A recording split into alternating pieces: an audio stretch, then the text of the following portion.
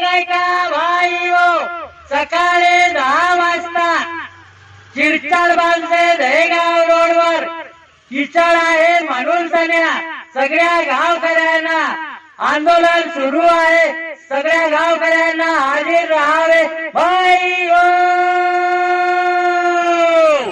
फिर खुर्सी बार वाली सरपंच बाई यहाँ तक की आई है और यहाँ के सरपंच मेंबर कहाँ गए हैं बताओ, ये क्यों नहीं बोलते? इनकी रास्ता उधर से नहीं है, ये जा रहे हैं हमगांव और ऐसे जा रहे हैं, इसलिए ये ध्यान नहीं दे रहे। मैं यहाँ का पहले भी सदस्य रह चुका हूँ, पहले टकाटक रोड था।